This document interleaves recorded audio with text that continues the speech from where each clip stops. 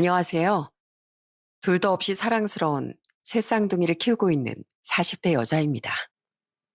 TV나 유튜브 등등에서 보면 정말 말도 안 되는 이야기들이 많잖아요. 그때까지만 해도 전 그런 얘기들을 보면서 제겐 저런 일이 절대 일어나지 않을 거라고 생각했어요. 그런데 세상에 절대라는 건 없더군요.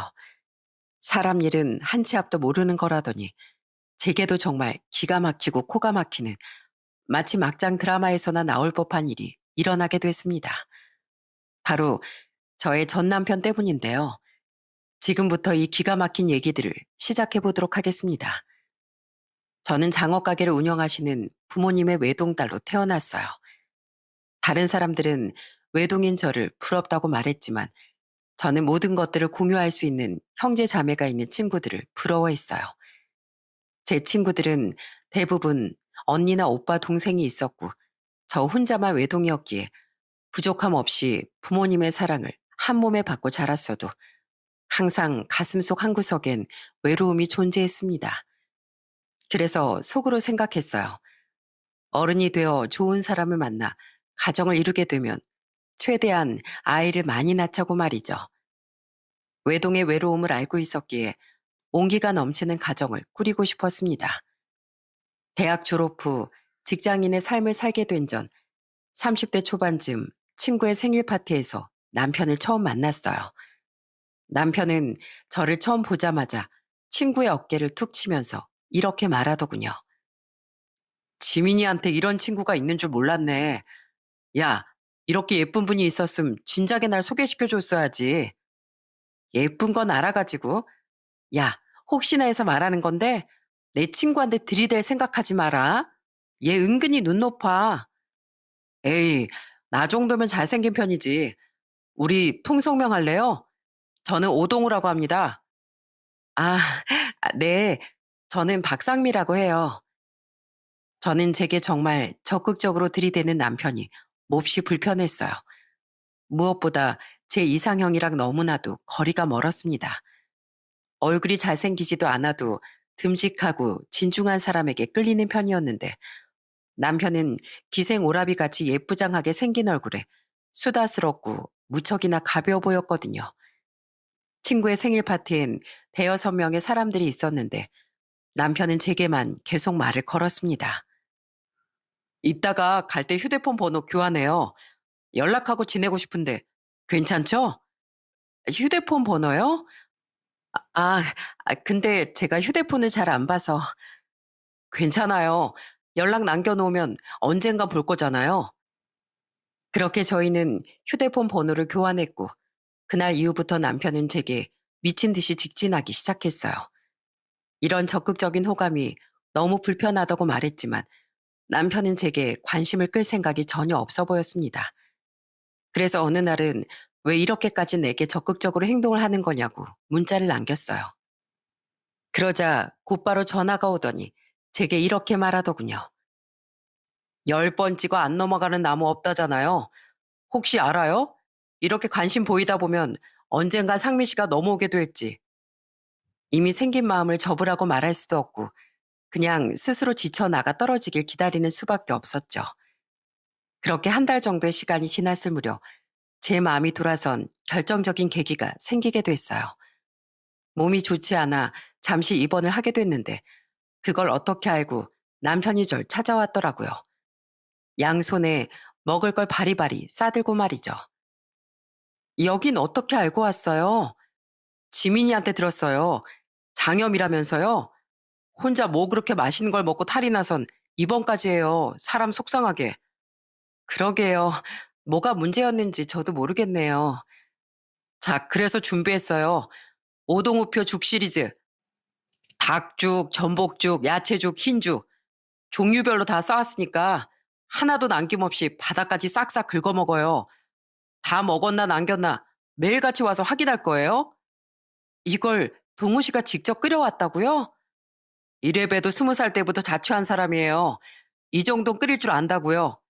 그러니까 이거 다 먹고 기운 내요. 아프지 말고. 말했어요. 매일같이 찾아와서 다 먹었나 안 먹었나 본다고. 본인이 직접 끓인 죽을 건네주며 으름장을 놓는데 거기서부터 제 마음이 살짝 동하기 시작했습니다. 아파 누워있을 때 이렇게 직접 끓인 죽까지 들고 찾아와 준 게 너무 고마웠기도 하고 이렇게까지 마음을 표현해 주는데 계속해서 밀어내는 것도 말이 안 되는 것 같다 싶었죠. 입원을 하는 일주일 내내 남편은 계속해서 절 찾아와 줬고 퇴원을 하는 날 저는 남편의 마음을 받아줬습니다. 제가 마음을 받아주니 남편은 제게 정말 잘하겠다며 절대 후회하지 않게 해주겠다며 무척이나 행복해했어요. 그렇게 1년 반 정도를 만나다 보니 자연스럽게 결혼 얘기와 미래에 대한 계획도 세우게 됐습니다. 우리가 결혼을 하게 되면 애는 최대한 낳을 수 있는 만큼 많이 낳았으면 좋겠어. 나야 좋은데 그런 생각을 하게 된 이유가 있어? 어릴 때 친구들이 언니나 오빠 동생이랑 같이 노는 거 보면 항상 부러웠거든. 난 외동이어서 같이 시간 보낼 형제 자매도 없고 친구들이랑 놀다가 헤어지고 나면 항상 집에 와서 혼자 인형놀이 하는 게 일상이었거든. 그래서 어렸을 때부터 결혼하게 되면 애는 최대한 많이 낳아야겠다 생각했었어. 하긴 요즘 출산율이 점점 떨어지고 있다고 하잖아. 출산율 높이는데 기여하면 좋지. 우리 축구단 만들어도 될 정도로 애기 많이 많이 낳고 행복하게 살자. 그렇게 저희는 결혼을 허락받기 위해 양가 부모님께 인사를 드리기로 했어요. 시댁에 처음 인사를 드리러 가던 날, 시모는 며느리가 왔다며 저를 두 팔 벌려 꼭 껴안아 주면서 반갑게 맞아줬습니다. 시부와 신우들도 저를 진심으로 반갑게 맞아줬죠. 우리 아들이 이렇게 예쁜 아가씨랑 만나고 있을 줄 몰랐네. 만나서 너무 반가워요. 잘 왔어요. 그리고 시댁에서 첫 식사를 하게 된 전 식탁을 보고 깜짝 놀랄 수밖에 없었습니다. 제가 온다며 시모가 상다리가 부러질 정도로 많은 음식을 차려줬기 때문이었어요. 동네에서 작은 백반집을 운영하고 있다는 시모의 음식 솜씨는 저희 부모님 못지않게 좋았습니다. 제가 음식을 아주 맛있게 먹으니 시부모 두 분 모두 아주 흐뭇하게 절 쳐다보시더라고요. 음식을 아주 복스럽게 먹네. 그래, 이렇게 맛있게 먹어야 해준 사람도 보람이 있지. 음식 모자라면 말해요. 더 줄 테니까. 입엔 잘 맞아요? 네, 너무 맛있어요, 어머님. 내가 저기 시내에서 백반집을 하고 있거든. 다음엔 우리 가게 밥 먹으러 와요. 우리 가게에서 제일 잘 팔리는 걸로 해줄게요. 그렇게 저는 처음 인사를 드린 그날 결혼 허락을 받을 수 있었어요. 남편은 연애 초반 저랑 같이 부모님의 가게로 몇 번 밥을 먹으러 간 적이 있었는데 그때 당시 부모님께선 기생 오라비 같이 생긴 남편의 외모 때문에 저와 만나는 걸 탐탁치 않게 생각하셨습니다. 그랬기에 결혼을 하고 싶다고 말을 했을 때도 부모님의 반응은 떨떠름 그 자체였죠. 남편이 평소와는 다르게 단정하고 말끔한 모습으로 부모님의 가게에 인사를 드리러 간 날이었습니다. 그날은 이상할이 많지 손님이 정말 많았기에 부모님께서도 저희와 대화를 나누실 만큼 여유롭지 않았고 일하는 직원들도 계속해서 몸을 부딪혀가며 바쁘게 이동했었어요. 그 상황을 조용히 지켜보던 남편은 갑자기 셔츠를 걷어붙이고 가게 입구 쪽에 걸려있는 앞치마를 메고서 직원들 틈에 끼어들어 스스로 일을 돕기 시작했습니다.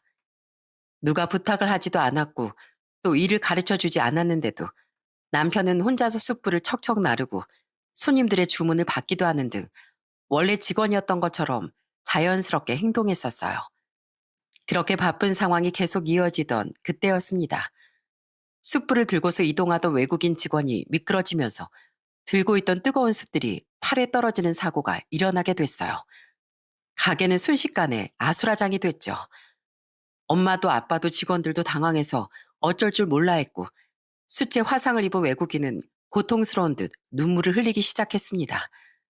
그때 남편이 달려와 화상을 입은 부위에 차가운 수건을 얹고 침착하게 119를 불렀고 울고 있는 외국인 직원을 달래기 시작했어요. 차가운 수건 얹어 놓으면 조금 진정될 거예요. 119 불렀으니까 울지 말고 기다려요. 그렇게 얼마 지나지 않아 119가 왔고 화상을 입은 직원이 실려가면서 상황은 정리되었어요. 다행히도 초기 처치를 잘했기에 상처가 심하게 덧나진 않았고 치료를 받으면 괜찮아질 거라는 말에 놀란 가슴을 쓸어내릴 수 있었습니다. 그 많던 손님들이 모두 빠지고 모든 직원들이 퇴근을 했을 때쯤 그제서야 부모님과 여유롭게 대화를 할 수 있었어요. 부모님은 사고에 대한 남편의 빠른 대처를 아낌없이 칭찬해 주셨습니다. 아까 정말 잘했어. 다 같이 당황해서 허둥지둥하고 있었는데 혼자 그렇게 침착하고 보고 깜짝 놀랐다니까. 20살 때 고깃집 아르바이트를 한 적이 있었거든요. 그때도 비슷한 상황이 일어난 적이 있어서 그때처럼 하면 되겠다 싶었어요. 솔직히 말하면 우린 자네 별로 마음에 안 들었어. 오늘 결혼 허락 받으러 온다고 했을 때도 마음에 좀 걸렸었는데 사람은 역시 외면만 보고 판단하면 안 되는구나 싶은 생각이 들더라고. 그동안 색안경 끼고 본 건 미안해. 부모님께선 남편에게 그동안 색안경을 끼고 봐서 미안하다며 그 자리에서 결혼을 해도 좋다고 허락을 해주셨습니다. 부모님께서 허락을 해주시자마자 남편은 아주 환호성을 지르고 난리도 아니었어요. 그렇게 상견례와 결혼 준비를 마치고 저희는 모두의 축복을 받으며 결혼을 하게 됐습니다. 시모는 저를 유독 예뻐했습니다. 가끔 시간이 날 때마다 남편과 함께 시모가 운영하는 백반집에 가서 밥을 먹곤 했는데 가게에 있을 때마다 오고 가는 손님들에게 제 자랑을 하곤 했어요. 여기 얘가 우리 며느리예요. 정말 예쁘게 생겼죠? 아들내미 장가 갔어? 언제 장가 갔대? 며느리 참 예쁘게 생겼네. 예쁜 며느리 들여서 좋겠어. 우리 아들은 언제 참한 며느리감 데리고 오려나. 그럴 때마다 조금 부끄럽긴 했지만 고부 갈등이 만연한 이 시대 시모가 저를 예뻐라 해주니 기분이 참 좋더라고요. 그리고 늦가을이 되면 시모의 가게에서 신우들 그리고 남편과 다 함께 김장김치를 담궜는데 그럴 때마다 시모는 꼭 양념이 고루 묻혀진 김치 하나를 제 입에다가 쏙 넣어주곤 했어요. 어머님, 김치 맛 완전 최곤데요? 양념 너무 잘 밴 것 같아요. 그래? 아이고, 새 식구가 들어와서 그런지 오랜 김장이 더 잘 되는 것 같다. 양념도 잘 배고 손님들도 맛있게 잘 먹을 것 같아. 어머님, 김장날엔 수육이 빠질 수 없죠. 다들 수육콜? 고기 삶는 건 저한테 맡겨주세요. 제가 진짜 끝내주게 잘 삶거든요. 어머나, 너 수육도 할 줄 아니? 그럼요. 저희 엄마가 요리 잘하셔서 어깨너머로 많이 배웠어요. 어쩜 우리 새아가 못하는 게 뭐니? 동우 너 새아가한테 잘해. 평생 떠받들고 살아. 알겠어? 지금도 떠받들고 살고 있네요. 보통 시모들은 자기 아들한테 잘해주라고 구박을 하고 시도 때도 없이 들들 볶는 경우가 많다는데 저희 시모는 그렇지 않았습니다. 모르는 사람들에게까지 제 자랑을 끊임없이 해대고 가족끼리 모여서 식사를 할 때면 맛있는 건 꼭 제 앞에다가 밀어다 주곤 했죠. 시댁 식구들이 제게 따뜻하게 해주는 만큼 저도 시댁 식구들에게 최선을 다했습니다. 그리고 남편은 저희 부모님께 아주 사랑스러운 사위로 거듭났어요. 부모님의 가게 갈 때마다 직접 나서서 일손을 돕곤 했고 부모님께서는 우스갯소리로 늘 이렇게 말씀하셨습니다. 오서방, 지금 다니고 있는 회사 그만두고 우리 가게에서 일할 생각은 없어? 우리 가게 손님들이 오서방만 보면 아주 좋아 죽으려고 해. 가게 단골 손님이 나가면서 웬 연예인이 일을 하고 있냐고 드라마에선 한 번도 못 봤는데 누구냐고 물어보더라고. 아유, 장모님께서 받아만 주신다면야 내일 당장이라도 전 회사 때려칠 수 있죠. 아이고, 말은 잘해요. 매번 힘들 텐데 올 때마다 이렇게 도와줘서 고마워. 일한 만큼 돈 준다니까 그것도 마다하고. 가족끼리 정없게 무슨 돈입니까, 장모님. 한 명이라도 더 거들어주면 좋잖아요. 저는 장인어른 장모님이 조금이라도 덜 힘드시면 그걸로 대만족입니다. 말도 참 예쁘게 한다며 부모님께선 남편에게 뭐 하나라도 더 해주려고 하셨어요. 그리고 항상 가게에 갔다가 마감 시간이 다 되고 직원들이 모두 퇴근을 할 때쯤 저희 가족끼리 둘러앉아 장어를 구워 먹으며 가볍게 소주 한 잔을 하곤 했는데 남편은 그럴 때마다 꼭 부모님께 정성스럽게 쌈을 싸서 입에 쏙 넣어드렸어요. 당연히 부모님께선 사위의 애교에 껌뻑 넘어가셨죠. 장모님, 제가 마늘이랑 쌈장이랑 장어랑 해서 쌈 쌌어요. 드셔보세요. 아, 아이고 세상에. 아이 우리 남편도 안 해주는 걸 사위가 다 해주네. 그래, 사위가 주는 쌈 한번 받아 먹어보자. 아, 이렇듯 저희 부부는 양가 식구들과 모두 트러블 없이 잘 지내고 있었습니다. 딱 한 가지 아쉬운 것이 있다면 결혼한 지 1년이 지나도 아이가 찾아오지 않는다는 것이었어요. 남편은 조급해하지 말고 천천히 기다려보자고 급할 건 없지 않냐며 저를 위로했지만 왠지 모르게 조바심이 나더라고요. 한 살이라도 더 젊을 때 아이를 낳고 싶었거든요. 그러던 어느 날 저희에게도 드디어 기다리던 아기 천사가 찾아왔습니다. 산부인과에서 임신 확인을 하던 날 남편과 얼싸안고 얼마나 울었는지 모릅니다. 아이를 가졌다는 소식을 전하니 친정에서도 시댁에서도 진심으로 축하를 해주셨고 남편이랑도 작게나마 축하 파티를 열었어요. 나 다시 한번 다짐했어. 당신이랑 태어날 우리 아이한테 좋은 남편이자 든든한 아빠가 되기로. 나도 당신한테 좋은 와이프, 그리고 애기한테도 좋은 엄마가 될 수 있도록 지금보다 더 노력할게. 모쪼록 우리 아기 건강하게 태어나게 해주세요. 하고 지금부터 매일 기도할 거야. 하지만 아이가 찾아왔다는 기쁨은 그렇게 오래가지 못했습니다. 임신 9주차가 됐을 무렵쯤 작은 출혈이 일어나게 되어 혹시나 아이가 잘못된 건가 싶은 마음에 불안한 마음을 안고 병원으로 달려갔고 그곳에서 아이의 심장이 뛰지 않는다는 청천벽력 같은 소식을 듣게 됐어요. 계류 유산을 하게 된 것이었죠. 힘들게 찾아온 첫 아이는 품에 안아보지도 못한 채로 하늘의 별이 되었습니다. 직장에는 일주일 정도 병가를 낸 뒤 한동안 움직이지 않고 집에만 있었어요. 친정 부모님도 찾아와 저를 꼭 끌어안아 주시며 아이는 나중에 또 가지면 된다고 위로를 해주셨고 몸에 좋다는 음식을 바리바리 챙겨 냉장고에 꽉꽉 채워주셨어요. 그리고 시모는 혼자 저희 집으로 찾아와 말없이 미역국을 끓여주시곤 제게 직접 떠먹여 주시며 이렇게 말씀하셨어요. 유산도 출산한 거랑 같은 거라고 했어. 소고기 듬뿍 넣고 팔팔 끓였으니까 안 들어가도 한 입 먹어봐. 죄송해요, 어머니. 손주 꼭 안겨드리고 싶었는데. 아이, 나한테 뭐가 죄송해. 그런 말 하지 말고 네 몸이나 잘 챙겨. 손주는 안 봐도 되니까 아프지 말고 건강하기만 해. 시모가 끓여준 미역국은 세상 그 어떤 음식보다도 따뜻했고 맛있었습니다. 미역국 한 그릇에 마음의 위로를 받을 수 있다는 게 너무도 신기했어요. 그렇게 첫 아이를 떠나보내고 난 이후 결혼 3년 차에 접어들던 시기, 정말 아무도 예상하지 못했던 불행이 찾아왔습니다. 유산 이후 저희 부부의 사이엔 미묘한 변화가 생겼어요. 남편은 항상 제 시간에 맞춰서 집에 일찍 들어오던 사람이었는데 어느 순간부턴 말없이 조금씩 늦게 들어오곤 했고 함께 자는 날보단 서재에서 잠을 자는 날이 더 많아졌습니다. 무엇보다 감정이 제일 많이 상했던 건 바로 남편의 생일날이었어요. 여보, 생일 축하해. 오랜만에 우리 집에서 케이크에 초도 불고 맛있는 것도 해 먹을까?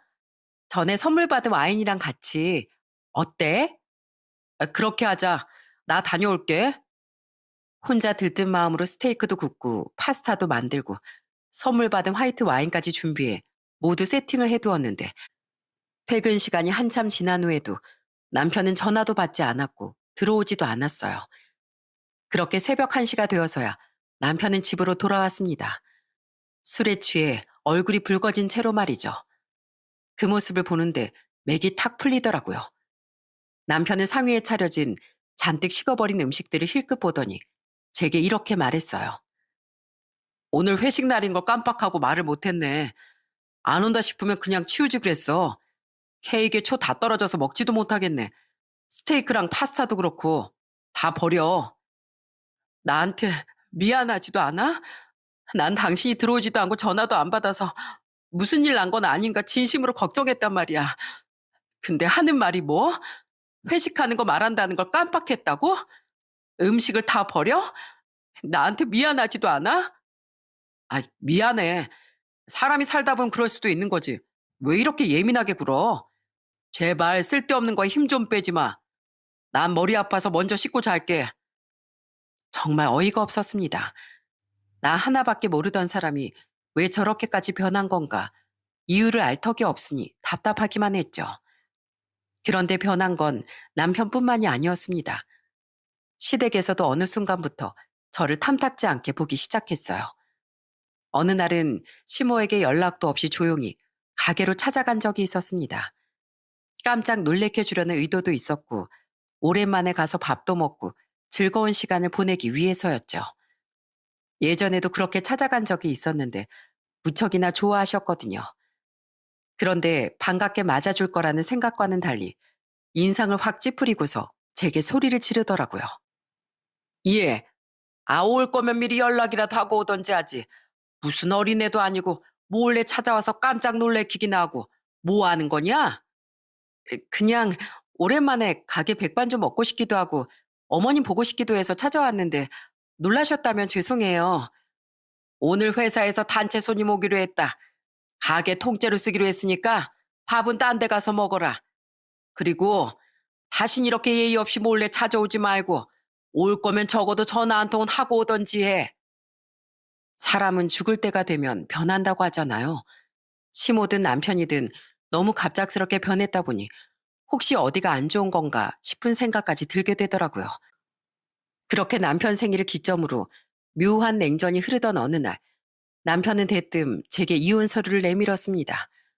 이혼 신청서라는 글자를 보는 순간 정말 숨이 턱하고 막히는 것 같았어요. 변한 것도 적응이 되지 않아 죽겠는데 이혼이라니. 저는 어안이 벙벙해 서류를 집어들고서 남편에게 물었습니다. 내가 진지하게 물어보는 건데 혹시 당신 어디 아파? 시한부 판정이라도 받았어? 아니, 나 엄청 건강하고 아픈 곳 하나도 없어.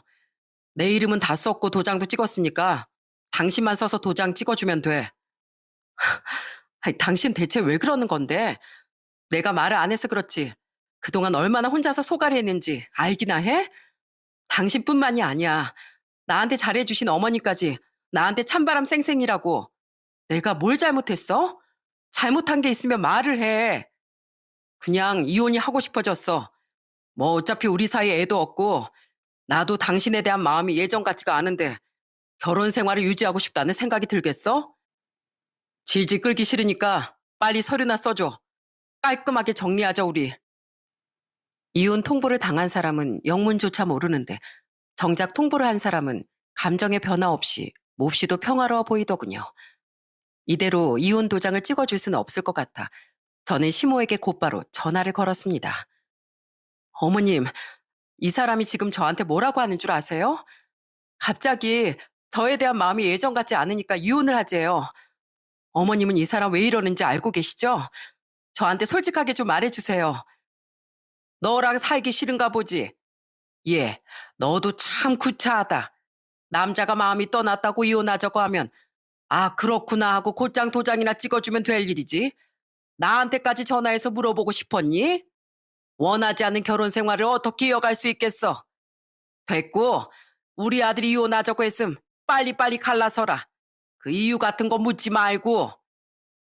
마른 하늘에 날벼락을 맞은 게 이런 기분일까 싶었습니다. 머리론 도저히 남편의 행동이 이해가 가질 않았지만 이혼 신청서까지 받은 마당에 제게 마음이 떠났다는 사람에게 매달리고 잘못한 게 있는지 물어가면서까지 함께 살고 싶다는 생각은 들지 않더군요. 그래서 저는 더 이상 망설이지 않고 남편이 원하는 대로 깔끔하게 이혼을 해줬습니다. 아이를 많이 낳고 따뜻한 가정을 이루고 살고 싶다는 소망은 3년 만에 무참히 깨져버리고 말았어요. 그렇게 저는 이혼 후 회사를 그만두고 부모님 댁으로 향했습니다. 이혼녀 꼬리표를 달고 부모님을 마주하는 건 정말 죄스러운 일이었지만 부모님께서는 아무것도 묻지도 따지지도 않으시고 딸인 저를 꼭 끌어안아 주시며 잘했다고 말씀해 주셨어요. 그렇게 부모님의 가게에서 간간히 일을 도우며 일상을 살아간 지 한 달 정도 됐을 무렵쯤 제게 이상한 변화가 찾아오기 시작했어요. 가게에서 일을 하면서 곳곳에 퍼지는 장어 냄새가 아주 역겨웠고 서빙을 하다가 헛구역질을 하는 일까지 생기게 됐어요. 코를 틀어 막으면서 구역질을 하고 서 있는 상태에서 졸음이 밀려와 꾸벅꾸벅 조는 저를 보면서 부모님은 어디 아픈 거 아니냐고 걱정을 하셨습니다. 너무 무리하는 거 아니야? 정 힘들면 집에 가서 약 좀 먹고 쉬어. 어차피 손님도 많이 없어서 우리끼리 해도 돼. 그럼 나 들어가서 조금만 쉴게. 잠이 너무 쏟아지네. 뭔가 얼굴에 열까지 확 올라오는 느낌에 감기 몸살에 걸렸나 하며 약을 먹고 잠에 들었습니다. 그런데 약을 먹어도 증상은 가라앉질 않더라고요. 속은 미습거리고 자고 일어났는데도 또 졸리고 그 순간 쎄한 느낌이 들었습니다.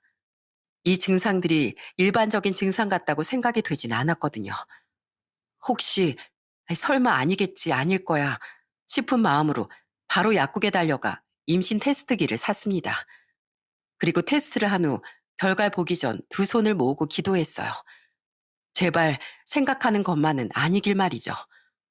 그런데 충격적이게도 임신 테스트기는 선명한 두 줄을 띄고 있었습니다. 네, 그렇게 기다려도 찾아와 주지 않던 아이가 생긴 것이었어요. 저는 그 결과를 보고서 떨리는 손으로 어머니께 전화를 걸었습니다. 아, 엄마, 나 어떡해? 몸이 너무 안 좋아서 혹시나 싶은 마음에 테스트기 해봤는데 두 줄 떴어. 나 임신이래, 엄마. 뭐? 너 제대로 본 거 맞아? 잘못 본 거 아니야? 아니, 다시 봐도 선명한 두 줄이야. 나 이제 어떡하지, 엄마? 너 그놈한테 말했어? 아니, 아직 말 못했어. 얼른 그놈한테 연락해서 말해. 어떡할 거냐고. 아이고, 이 일을 어쩌면 좋아. 저는 어머니와 전화를 끊은 뒤 곧장 전 남편에게 전화를 걸었어요. 그런데 남편이든 시모든 전화를 몇 통을 걸고 문자를 몇 통을 보내도 연락을 도무지 받질 않는 겁니다. 그래서 저는 결국 다시는 가지 않을 거라고 다짐했던 시댁으로 발걸음을 옮겼어요. 전화며 문자며 모조리 무시하던 인간들은 제가 찾아가서 초인종을 누르자마자 문을 열더라고요. 저는 집안에서 나온 시모의 얼굴을 보자마자 임신 테스트기를 보여주며 아이를 가졌다고 말했고 그 말에 돌아온 시모의 반응은 말 그대로 가관이었습니다. 너 그렇게 안 봤는데 애가 참 영악하구나. 한 번에 떨어진 이후엔 아무런 소식도 없다가 이혼하고 나서 애가 생겼다고? 어디서 뻔뻔하게 거짓말을 치니? 그리고 상식적으로 생각을 좀 해봐라. 네 뱃속에 들어선 그 애가 우리 아들 애라는 증거 있어? 그럼 제가 다른 사람 애를 가져놓고서 돈 뜯어내러 찾아왔다는 말씀이세요? 요즘 세상이 워낙에 흉흉해야 말이지. 그리고 그게 진짜로 우리 아들 자식이라고 할지라도 난 인정 못한다. 갈라선 사이인데 손 주고 뭐고 무슨 소용이냐 그게. 돈 때문에 찾아온 거 뻔히 보이니까 우리 아들이 인생 망칠 생각 말고 돌아가. 그러고선 문이 쾅 닫히는데 진짜 기가 막혔습니다. 어떻게 사람 입에서 저런 말이 나올 수 있을까 싶더라고요. 그 후 전 남편에게서도 연락이 왔는데 남편 입에서 나온 말도 정말 최악이었어요. 이래서 모전자전이라는 말이 있는 거구나 싶을 정도로 말이죠. 너 오늘 우리 집에 찾아와서 임신 테스트기 들이밀었다며? 너 돈 필요하냐? 얼마 줄까? 300만 원? 500만 원? 원하는 금액 불러봐. 내가 일정을 생각해서 부르는 대로 줄 테니까. 네가 주는 더러운 돈은 필요 없고 돈 필요해서 찾아간 것도 아니야. 당신의 가졌다고 말해주러 간 거지. 그걸 어떻게 돈으로 연관 지을 수가 있어? 당신이 그러고도 사람이야? 사람이 아닌 건 내가 아니라 너지. 어디 팔아먹을 게 없어서 애를 팔아먹어? 너 그 정도로 밑바닥 보이는 애였냐? 참 유치하다. 나 한번 어떻게 잡아보려고 그런 거짓말까지 치고. 너한텐 욕도 아깝다. 이 금수만도 못한 인간아. 가슴 깊은 곳에서 화가 치밀어 올랐습니다. 어떻게 자기 자식을 가졌다는데 저런 말을 할 수가 있는지 도무지 제 상식으론 이해를 할 수가 없었어요. 일은 이렇게 됐고 저도 아이를 혼자 낳아 키울 자신이 없어 결국 산부인과를 찾아가게 됐습니다. 처음엔 너무 속상하지만 아이를 지우겠다 마음을 먹고서 찾아간 것이었어요. 그런데 병원에서 아주 단호하게 이렇게 말씀을 하시는 겁니다. 저희 병원은 그런 수술을 하고 있지 않습니다. 아마 돌아다니셔도 수술해 주겠다고 하는 곳은 정말 드물 거예요. 아이를 지우기 위해 찾아왔는데 이런 답변을 들으니 온 김에 초음파라도 한번 받아보고 싶었습니다. 자리를 제대로 잡았는지 또 얼마나 됐는지 궁금했기 때문이었죠. 그렇게 베드에 누워 초음파를 봤는데 벼랑간 검사를 하시던 의사 선생님의 표정이 당황으로 물들기 시작했습니다. 선생님, 뭐가 잘못됐나요? 아니요, 사모님. 그게 아니라 지금 보이는 아기집이 하나가 아니에요. 네? 하나가 아니면 두 개예요? 그럼 쌍둥이? 두 개도 아니에요. 네? 그럼 대체 몇 갠데요? 사모님, 지금 아기집이 세 개로 보이거든요. 새 쌍둥이인 것 같습니다. 제가 의사 된 지 얼마 안 돼 가지고 쌍둥이는 많이 봤어도 새 쌍둥이는 처음 보네요. 사모님, 진심으로 축하드려요. 남편분이 너무 좋아하시겠어요? 새쌍둥이라는 말을 듣는데 심장이 철렁 내려앉는 것 같았습니다. 하나도 둘도 아닌 셋이라니. 가끔 뉴스나 텔레비전 방송을 보면서 새쌍둥이나 네쌍둥이는 본 적이 있었지만 주변에서도 이런 사례는 없었기에 당황스러움과 동시에 눈물이 펑펑 흘러내리더군요. 새쌍둥이라는 소리를 들은 전 조용히 아이를 지워야겠다는 생각을 적게 됐습니다. 뱃속에 있는 새 아이를 지우게 되면 제가 죄인이 될 것 같아서였죠.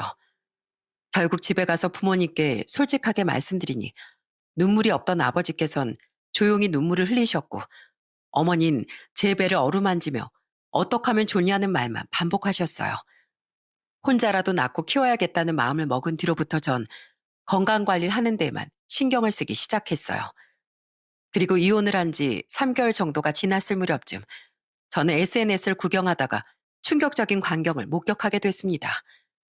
전 남편이 다른 여자와 결혼한다는 소식을 올려놨더라고요. 이혼한 지 석 달 정도밖에 지나지 않았는데 결혼이라니 어떻게 그럴 수가 있는지 사진을 보자마자 가슴 깊은 곳에서 분노가 치밀어 올랐습니다. 분명 저와 이혼을 하기 전부터 만나오던 것 같았죠. 그제서야 전 남편의 갑작스러운 변화가 궁금해지기 시작했습니다. 그리고 이걸 어떻게 알아야 하나 고민하다 결국 심부름 센터까지 의뢰를 하게 됐어요. 태어나 심부름 센터 같은 걸 쓰게 되리라곤 상상도 못했지만 그래도 어떻게 된 일인지 그 여자 누군지 알고 싶었습니다. 그렇게 의뢰를 한 지 일주일 정도 지났을 무렵쯤 담당 직원에게서 전화가 걸려왔어요.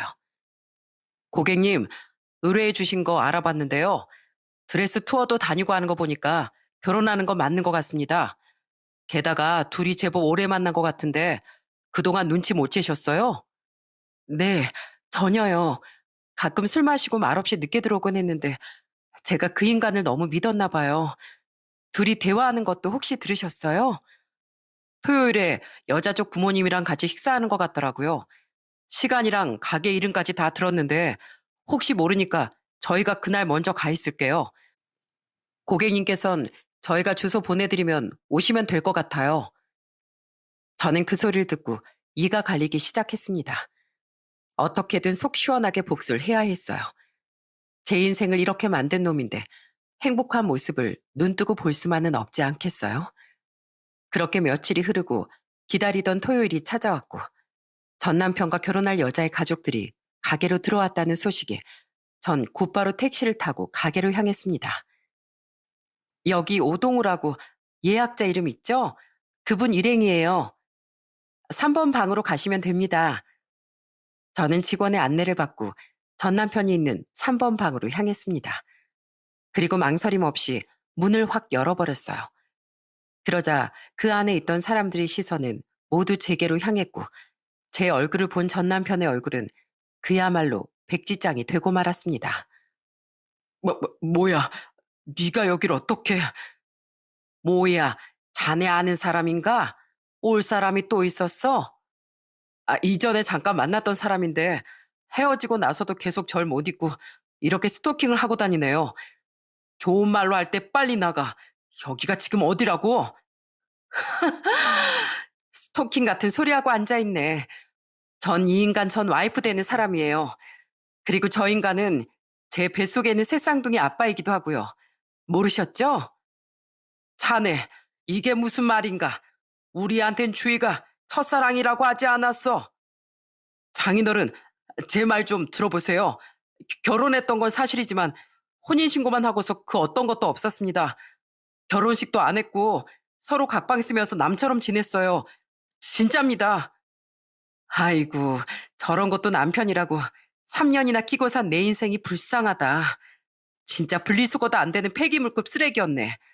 아가씨, 법대로만 따지면 그쪽 상간녀인 거 알죠? 솔직히 말해봐요. 둘이 만난 지 얼마나 됐어요? 참고로 우리 이혼한 지 3개월밖에 안 됐어요. 오빠, 우리 만난 지 1년 됐잖아. 그럼 여태까지 우리 가족 전부 다 속이고 있었던 거야? 주희야, 내가 진심으로 사랑하는 사람은 너야. 심부름 센터를 통해 여자 쪽 집안의 간단한 정보를 대충 들을 수 있었습니다. 주희라는 사람의 아버진 대기업 임원 출신이었고 여자 또한 대기업에서 연구원으로 근무를 하고 있더라고요. 외모부터 스펙까지 저와는 모두 차이가 있는 사람이었어요. 저는 울먹이는 전 남편을 한심하게 바라보고서 그 여자에게 초음파 사진을 보여주며 말했어요. 자, 여기 보이시죠? 뱃속에 있는 우리 애기들. 이제 어떻게 책임지실 거예요? 우리 애들은 태어나자마자 아빠 없는 자식이 되게 생겼는데 그에 따른 책임은 져야죠. 제가 무슨 책임을 져요? 저도 모르고 만난 건데 그 말을 지금 저보고 믿으라고요? 차라리 잘 됐다. 시고 올리기 전에 알았으니 얼마나 다행이야. 다 일어나. 더 있을 가치도 없다. 그리고 너 우리 집안 상대로 농락한 대간 톡톡이 치르게 해줄 거야. 알아들었어? 그 여자는 식당에서 나가기 전 제게 휴대폰 번호를 알려달라고 하더군요. 왜 알려줘야 하나 싶었지만 혹시 몰라 통성명을 한 뒤 번호를 교환했습니다.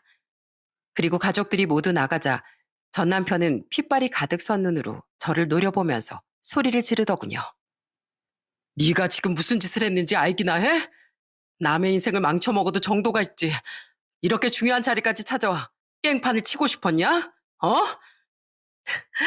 네 인생 망가진 것만 보이고 너 하나 때문에 망가진 내 인생은 안 보여?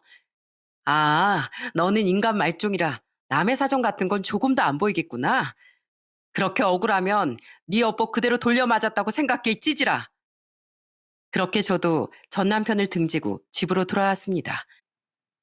분명 가기 전엔 걱정이 됐는데 막상 저지르고 나니까 속이 시원하더라고요.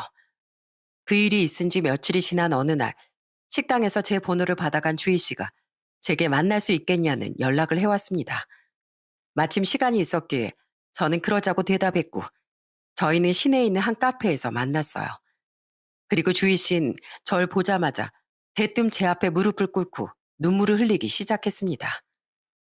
지금 뭐 하는 거예요? 사람도 이렇게 많은데. 상미 씨, 저도 피해자예요.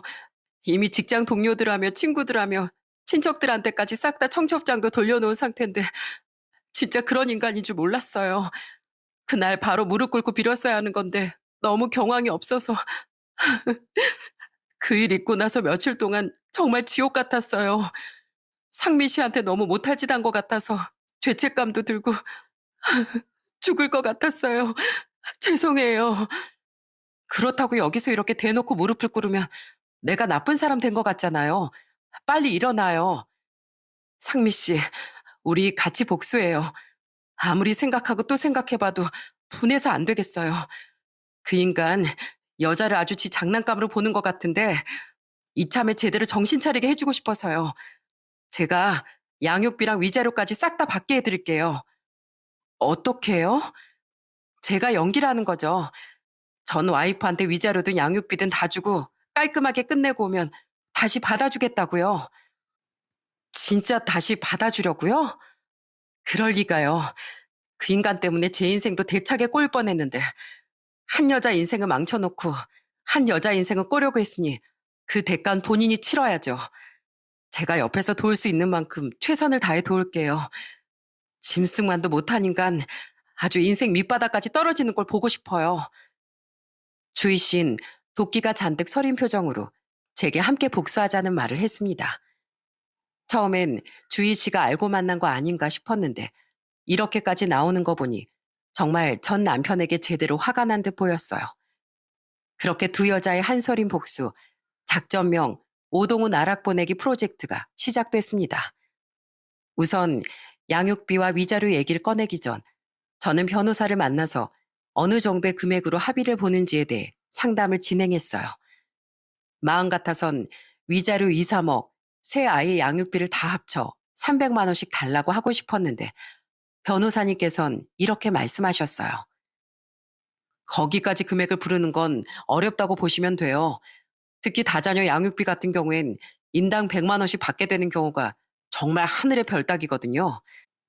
남편분이랑 잘 상의하셔서 위자료는 1억, 양육비는 70만 원 선에서 합의를 해보세요. 바람난 여자랑 결혼하고 싶은 마음이 있다면 들어줄 것 같습니다. 약간은 아쉬운 마음이 들었지만 그래도 연락이 온다면 위자료 1억에 양육비 70만 원까지 요구를 해보기로 했습니다. 그리고 며칠이 지난 후 전 남편은 저를 만나러 부모님 집 앞으로 찾아왔더라고요. 마음고생을 심하게 한 건지 얼굴이 아주 반쪽이 되어 있더군요. 왜 찾아왔어? 용건만 말할게. 위자료 양육비 얼마나 필요한지 말해. 갑자기 돈을 주겠다고? 왜? 너한테 위자료 주고 양육비도 다달이 주는 조건으로 깔끔하게 끝내면 주희가 나랑 다시 결혼해 주겠대. 그러니까 빨리 원하는 금액 불러. 그래? 마음 같아선 사회생활도 못하도록 아주 매장시켜버리고 싶지만 그래도 같이 산 3년의 정이 있어서 착한 내가 봐준다. 위자료 1억에 양육비 달달이 70만 원씩 해서 월 210만 원. 어때? 이 정도면 과하지 않지? 알았어. 다 줄게. 뭐 더 필요한 건 없어? 없어. 근데 진짜 그 집안이 대단한 집안이긴 한가 봐. 결혼에 사활을 거는 거 보면 넌 상상도 못할 정도로 엄청나고 대단한 집안이야. 자, 나 도장까지 다 찍었어. 위자료 1억은 오늘 바로 보낼 거고 달달이 양육비 210만 원씩 주는 걸로. 이걸로 우리 정말 끝난 거다. 어? 알겠지? 확인증까지 준비한 거야? 아유, 꼼꼼하기도 해라. 그래, 알겠어. 달달이 꼬박꼬박 통장으로 돈 보내고 앞으로 2번 다신 보지 말자. 저는 속으로 아주 깔깔 웃었어요. 주희 씨가 말한 게 다 연기라는 걸 저놈은 모르고 있었겠죠. 바보같이 두 여자가 짜고 치는 줄도 모르고 속아 넘어가는 모습이 그저 우스꽝스럽기만 했습니다. 그리고 몇 시간 후 1억을 입금받고 나서 저는 주희 씨에게 그 인간과 합의가 끝났다는 문자를 남겼고 잠시 후 만나자는 답장이 도착했어요. 저와 주희 씨 만나자마자 서로 얼굴을 마주보며 깔깔거리고 웃기 바빴습니다. 정말이지 알터니가 빠진 것 마냥 속이 탁 트인 것 같았죠. 그렇게 한참을 웃던 주희 씨가 가방에서 하얀 봉투를 꺼내 제게 건네줬습니다. 그 봉투 안엔 2천만 원이라는 돈이 들어있었어요. 이게 뭐예요, 주희 씨? 이건 제가 주는 위자료예요. 상미 씨, 저 상간녀 소송도 안 거셨잖아요. 소송 걸어도 할 말 없는 입장이었는데 주희 씨도 그 인간이 그렇게 쓰레기인 줄 몰랐던 거잖아요. 같이 속은 건데 무슨 상간녀 소송을 걸겠어요. 제가 알았든 몰랐든 이렇게 된 데는 제 책임도 있는 거니까 드리는 거예요. 그러니까 꼭 받아주세요. 그리고 아기도 건강하게 낳아서 키우시고요. 이제 만나지 못하겠지만 상미 씨가 행복하길 멀리서나마 꼭 기도할게요. 그 말을 건네고서 주희 씨는 약속이 있다며 자리에서 일어났습니다. 주희 씨는 참 마음이 따뜻하고 선한 사람이었어요. 저렇게 선한 사람을 이용하려고 했다는 사실에 또 한 번 화가 나더라고요. 그렇게 주희 씨와 헤어진 지 몇 시간이 지난 늦은 밤, 잘 준비를 하고 있는데 누군가 급하게 대문을 두드리는 겁니다. 문을 두드린 사람은 바로 전 남편이었어요. 당신은 시간 개념이라는 게 없어? 밤도 모르고 낮도 모르고 지금 몇 신 줄이나 알아? 당신 나 한 번만 도와주라. 어? 달밤에 뭘 잘못 먹었나? 갑자기 와서 왜 이러는 건데? 다신 보지 말자고 하지 않았어? 주희가 나랑 다신 안 만나겠대. 나 같은 놈은 앞으로 머리털 하늘도 보고 싶지 않다면서 다신 연락하지 말래. 나 진짜 주희 꼭 잡고 싶어. 당신이 좀 도와주면 안 될까? 아, 미안. 당신은 심각한데 난 너무 웃겨서. 어때? 진심으로 사랑하는 사람한테 버림받는 기분이? 당신 지금 엄청 슬프지? 세상을 다 잃은 것 같고. 왜 나한테 이런 일이 생겼나 싶고. 당신한테 버려졌던 나도 그랬어. 우리 애기들 가졌을 때 당신 입에서 돈 때문에 애 팔아먹는다 소리 들었을 때 난 심장을 도려내는 것 같았다고. 당신도 살면서 나랑 똑같은 기분 느껴보길 바랬는데 그 순간이 제법 빨리 왔네. 오동우 씨, 돈 많은 집 여자 만나서 인생 한번 펴려다가 아주 쫄딱 망했네. 아우, 꽃이다. 아무튼 난 도와줄 마음 요만큼도 없으니까 당장 내 눈앞에서 사라져. 그리고 내가 마지막으로 경고하는데 한 번만 더 이런 식으로 우리 집 찾아오면 내가 무슨 수를 썼어든 네 인생 갈갈이 다 부셔버릴 테니까 그렇게 알아. 전 남편은 제가 이렇게 말하는데도 대문 앞에서 무릎을 꿇고 있었고 제가 경찰에 신고라는 신용을 하자 그제서야 일어나 헐레벌떡 도망을 쳤습니다. 남자로 태어나 저러고 사는 거 쪽팔리지도 않을까요? 저 같으면 진짜 죽고 싶을 정도로 창피했을 것 같네요. 이후 저는 새 아이를 무사히 출산했습니다. 전 남편에게선 계속해서 연락이 왔고 하다못해 시모에게서도 연락이 왔어요. 얘 잘 지내니?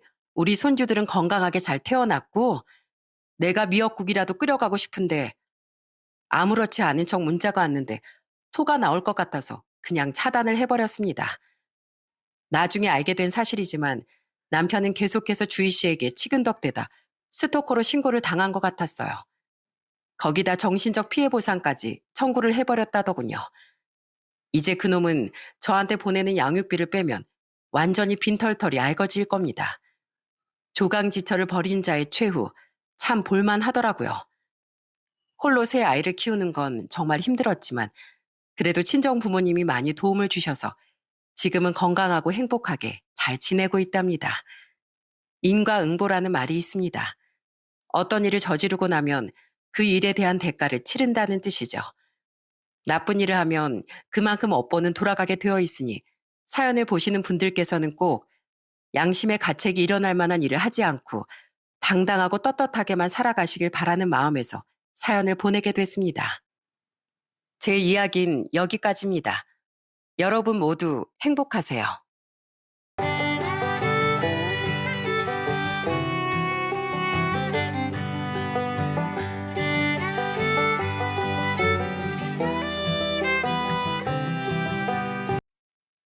안녕하세요. 저는 말도 많고 탈도 많은 시댁 식구들과 행복을 찾아가고 있는 40대 여자입니다.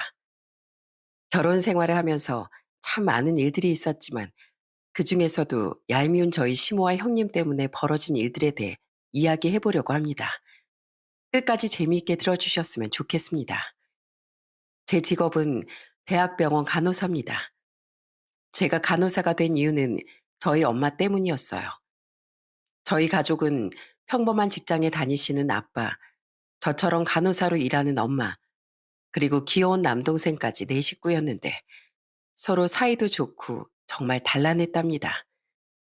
평소엔 저희 엄마가 간호사 일을 하시는 걸 별로 특별하게 생각하지 않았어요.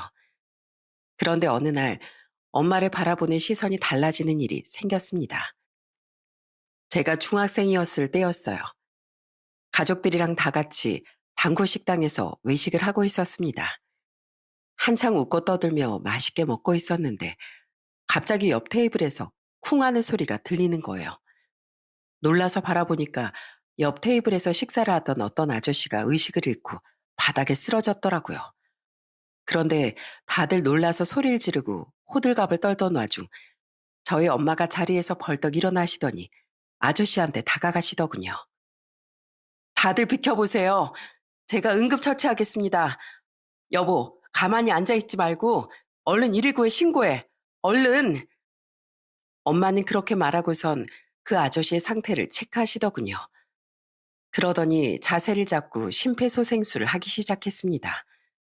다들 놀라서 웅성거리고 저도 초조한 마음으로 그 모습을 바라봤어요. 엄만 아저씨가 의식이 돌아올 때까지 땀을 뻘뻘 흘리며 계속 아저씨의 가슴을 압박했어요. 잠시 후 119가 도착하고 아저씨는 병원에 실려가셨습니다. 저희 엄만 그제야 한숨을 푹 쉬고 이마에 흐른 땀을 닦으시더군요. 그날은 너무 놀라 그렇게 집으로 돌아갔는데 한 달쯤 뒤에 또다시 가족들과 그 식당을 찾았을 때 식당 주인 아주머니가 저희 엄마를 보고 이러시더라고요. 아이고, 왜 이제 왔어요? 내가 손님 연락처를 몰라서 목 빠지게 기다렸잖아요. 아니, 저번에 손님이 구해주신 그 아저씨 손님 있죠? 그분이 덕분에 목숨을 구했다면서 이렇게 사례금까지 두고 가셨는데 얼른 전해주고 싶어서 기다리고 있었지요. 저는 그걸 보고 엄마가 엄청난 영웅처럼 느껴지더라고요. 그래서 그날 이후로 간호사가 되겠다는 목표로 공부를 했고 결국 전 그 꿈을 이뤄 대학병원에서 간호사로 일하게 된 거였어요.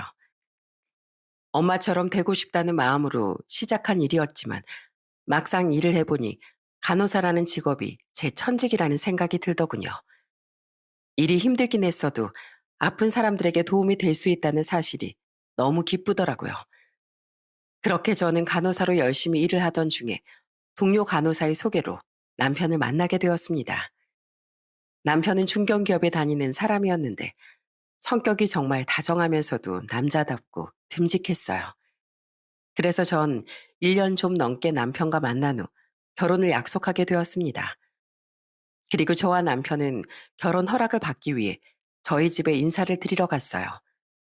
남편은 저희 부모님과 간단하게 인사를 한 후 선물로 사간 사과 한 박스를 부모님께 드리더라고요. 장모님, 장인어른, 영주 사과가 그렇게 달고 맛있다길래 제가 한 박스 사왔습니다. 민주 씨한테 얘기를 들어보니까 두 분 다 과일을 좋아한다고 하셔서요. 그러자 저희 아빤 그 사과 박스를 보고 껄껄 웃음을 터뜨리셨습니다. 아이고, 영주 사람한테 영주 사과를 선물하는 사람이 어디 있나? 안 그래, 여보? 이거 우리 맨날 먹는 거잖아. 아, 제가 큰 실수를 했네요. 이거 어떡하죠? 지금 가서라도 다른 선물로 바꿔올까요? 됐네, 됐어. 하는 행동을 보니 사람이 아가 빠지지 않고 순수한 것 같길래 내 귀여워서 얘기한 거야. 배고플 테니 얼른 앉아서 식사나 하게. 그렇게 남편은 저희 부모님과 식사를 시작했습니다. 저희 아빤 술 담그는 걸 좋아하셨는데 아빠가 직접 담근 인삼주를 꺼내오시더니 이렇게 말씀하시더라고요. 자네 술 좋아한다면서 주량이 어떻게 되나? 아, 저는 주량이 한 병입니다. 에휴, 술 좋아한다는 사람이 주량이 한 병밖에 안 된다고? 내숭 떨 필요 없으니까 솔직하게 말해. 나중에 다 확인 가능하니까. 사실 두 병입니다. 뭐? 두 병? 자네, 나 관상 볼 줄 아는 사람이야. 내숭 떨지 말고 솔직하게 말해보라니까 그러네.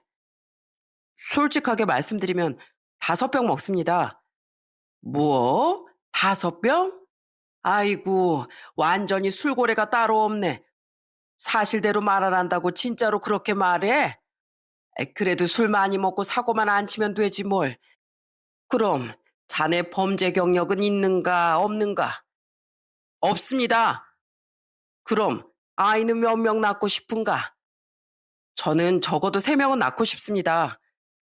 그래, 3명이다 이거지? 그럼 합격. 내 사익감으로 합격이네. 저는 합격이라는 아빠의 말을 듣고 너무 황당하더라고요. 아빠, 다른 것도 아니고 애를 3명이나 낳는다고 하니까 왜 합격이에요? 그런 거 말고 나랑 왜 결혼하고 싶은지, 나를 얼마나 사랑하는지 뭐 그런 걸 물어봐야 되는 거 아니에요? 그러자 아빠는 껄껄 웃으시더니 이렇게 말씀하시더군요. 다 큰 성인이 생각 없이 그런 말을 내뱉진 않았을 거고 자식을 셋이나 낳고 싶다는 얘긴 그만큼 책임감이 크다는 얘기야. 노예 셋을 키울 만큼 경제력이나 성실함에 있어서도 자신감이 있다는 뜻이지. 남자 뭐니 뭐니 해도 자신감이 있어야 돼. 내가 그래도 군인 출신인데 묻는 말에 이렇게 자신 있게 대답하는 우리 예비 사일 보니까 더 말할 것도 없이 합격이네, 합격. 아빠가 그렇게 말씀하시니까 남편도 기분이 좋아서 활짝 웃더군요. 그날 저희 남편은 아빠가 따라주는 인삼주를 연거푸 들이키고 잔뜩 술에 취하고 말았어요. 장인어른, 제가 우리 민주 씨한테 이 세상 최고의 여자로 만들어주겠다고 장담은 못하지만 그래도 민주 씨 눈에 눈물 흘리지 않도록 최선을 다하겠습니다. 그래, 우리 민주 눈에 눈물 한 방울이라도 나게 하면 자네는 얼차려 각오해야 될 거야. 나 무서운 사람이니까 조심해. 알았지?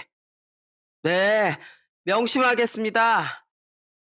그렇게 전 저희 부모님의 결혼 허락을 받고 이번엔 예비 시댁에 인사를 드리러 갔습니다. 남편한텐 1년 전에 결혼한 형이 있었는데 대기업을 다닌다고 하더군요. 그리고 예비 형님은 강남까진 아니지만 강북 쪽에서 성형외과 의사를 하고 있다고 하더라고요. 그런데 예비 시댁에서 식사를 하던 중 예비 시모가 저한테 이렇게 말하는 거예요. 그래. 직업이 간호사라고? 네, 간호사로 근무한 지 10년이 조금 넘었습니다.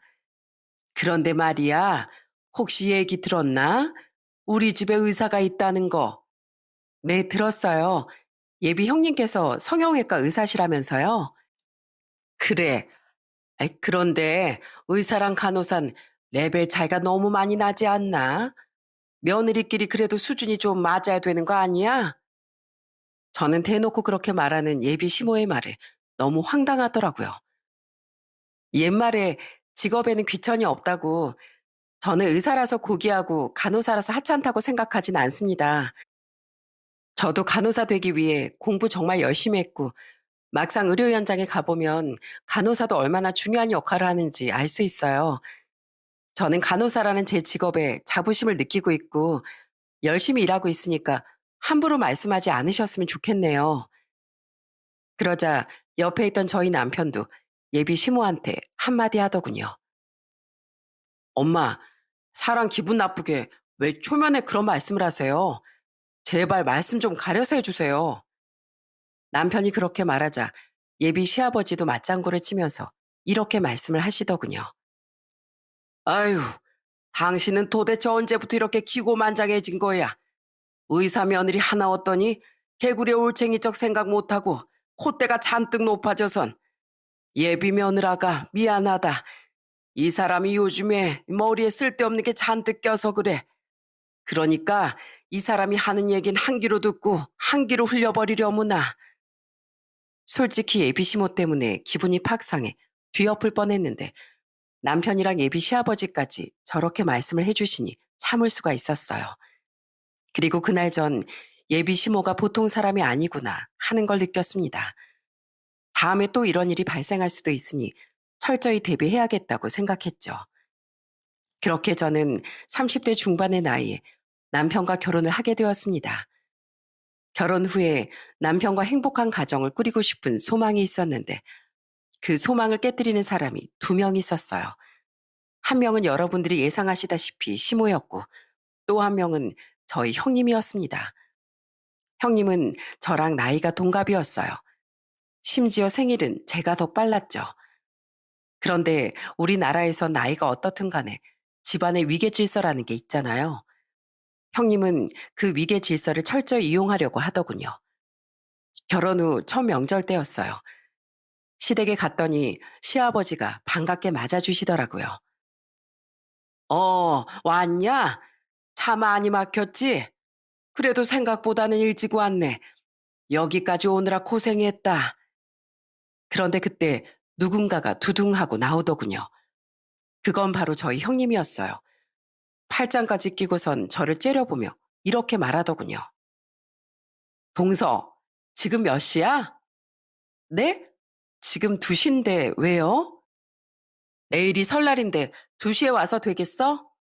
아침 일찍부터 와가지고 음식 준비를 해야 될 거 아니야.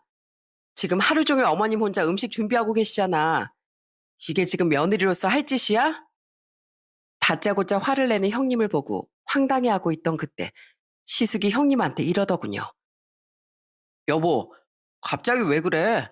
우리도 30분 전에 왔잖아. 에이씨, 조용히 해. 그런 걸 얘기하면 어떡해. 알고 보니 형님도 아침 일찍 온 게 아니라 저희보다 겨우 30분 일찍 왔더라고요. 그래 놓고 저한테 그런 말을 하는 걸 보니 아주 기가 막혔어요. 그래서 저는 형님이 그러던지 말던지 그냥 무시를 하고 주방으로 향했습니다. 어머님, 제가 좀 늦었죠? 좀 더 빨리 올 걸 그랬나 봐요.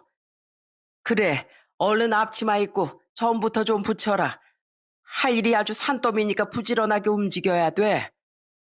그렇게 시모와 함께 음식 준비를 하려던 전 형님을 보고 깜짝 놀라고 말았습니다. 형님이 소파에 앉아 코미디 프로를 보면서 깔깔 웃고 있는 거예요. 아버님, 너무 웃기지 않아요? 진짜 저 개그맨만 나오면 제 배꼽이 다 빠져버릴 것 같다니까요. 너무 웃겨 죽겠어. 저보곤 일찍 와서 음식 준비를 도우라더니 본인은 TV를 보며 웃는 걸 보고 너무 황당하더군요. 그래서 저는 시모한테 이렇게 말했습니다. 어머님, 그런데 왜 형님은 저렇게 그냥 놀기만 하고 어머님이랑 저만 음식 준비를 해야 되는 거예요? 할 거면 다 같이 해야죠. 네 형님이 성형외과 의사에다가 얼굴도 예쁘잖니. 병원에 오는 손님들이 네 형님 보고 원장님처럼 얼굴 성형해달라고 한다더라. 저 얼굴 자체가 얼마나 중요한데 전부 지다가 얼굴에 기름이라도 튀면 어떡하니? 그리고 뜨거운 불 앞에서 있으면 피부도 늘어지고 안 좋아. 네? 그런 이유로 혼자 일을 안 한다고요? 참나, 별로 예쁘지도 않은 것 같은데 핑계도 참 이상하네. 뭐라고? 너 방금 뭐라고 했니? 아니에요. 어머니 말씀이 맞아요. 저는 가짜는 이유로 혼자 놀고 있는 형님도, 그리고 그걸 두둔하고 있는 시모도 정말 어이가 없었어요. 솔직히 성형을 하러 오는 손님들이 형님 얼굴처럼 성형해달라고 한다는 것도 뻥인 것 같더라고요. 형님은 성형한 게 딱 티가 나는 얼굴이었는데 그조차도 그냥 평범했거든요. 솔직히 말해서 저보다 안 예쁘다고 생각했어요. 그런데 형님은 본인 얼굴에 대한 자신감이 넘치는 것 같더군요. 하루는 시댁에 갔는데 형님이 저한테 이러는 거예요. 동서, 혹시 사람들이 동서 얼굴 보고 대칭이 안 맞는다거나 비호감이라고 얘기하지 않아? 내가 동서 얼굴을 딱 보니까 그런 소리 많이 듣게 생겼네. 형님, 저 그래도 자연미인이에요. 뭐 얼굴이 조금 비대칭적일 순 있어도 이 오똑한 코도 제 거고 볼록한 이마도 제 거거든요. 저는 누구처럼 얼굴에 손대지 않아서 자연스러운 제 얼굴에 만족해요. 뭐? 동서, 지금 설마 나 들으라고 하는 소리야? 동서, 나 얼굴 안 고쳤어. 나도 자연 미인이야. 이거 왜 이래? 형님이 그렇게 얘기하는데 저도 모르게 코웃음이 나오더군요. 딱 봐도 눈은 쌍꺼풀 수술한 눈이었고 콧대도 얼마나 높게 세웠는지 완전 인조인간이었거든요. 그런데 형님은 아랑곳하지 않고 저한테 이러는 겁니다. 동서, 내가 특별히 가족 할인가로 50% DC해 줄게. 그러니까 우리 병원으로 와. 내가 볼 땐 동서도 고칠 때가 많아. 형님, 지금 저한테 장사하시는 거예요? 혹시 요즘에 병원에 손님이 없어서 힘들어서 그러세요? 아유, 강북에서 성형외과 하신다길래 돈 잘 버시는 줄 알았는데 그것도 아닌가 보다. 아니, 그게 아니라 뭐 나중에 동서랑 나랑 같이 쇼핑도 하고 그럴 수도 있는데 내가 동서 때문에 쪽팔릴까 봐 그러지. 그러자 옆에서 듣고 있던 시모까지 맞장구를 치더군요. 그래, 네 형님 말이 다 맞다. 여자들도 예쁜 사람끼리 같이 다니는 걸 좋아하는데 예쁜 네 형님이 너랑 같이 다니기 쪽팔리지 않겠냐? 어머, 어머님, 저 예쁘다는 소리 엄청 많이 들어봤는데요.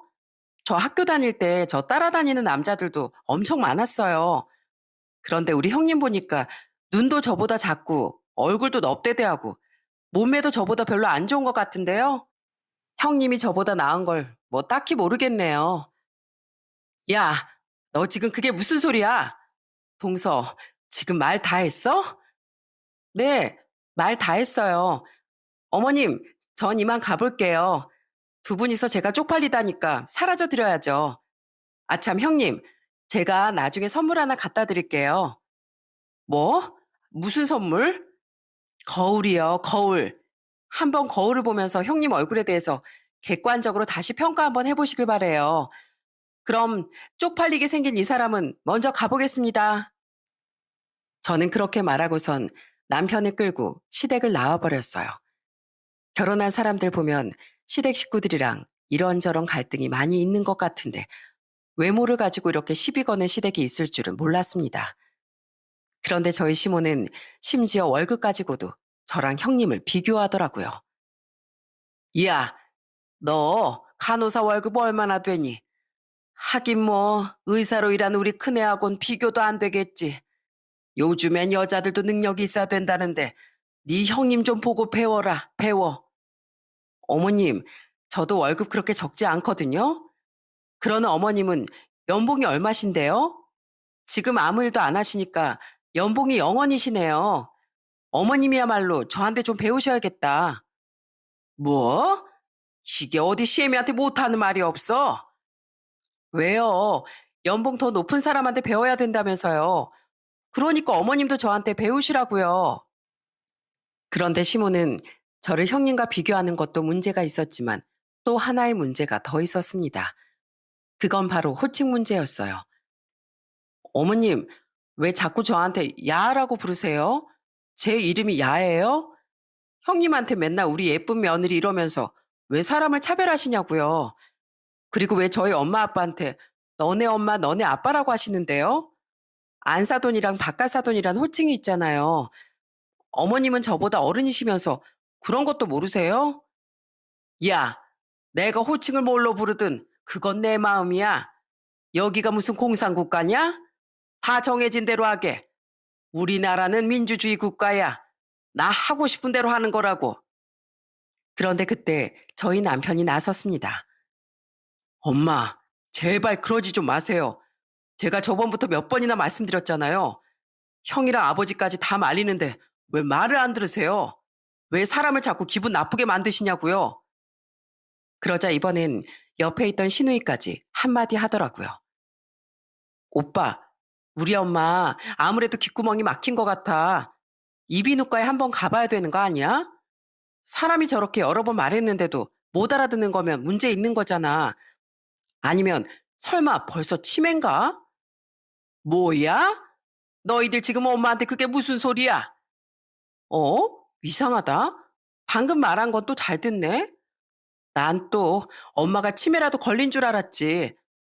올케 언니, 아무래도 우리 엄마 상태가 정상이 아닌 것 같으니까 그냥 무시하세요.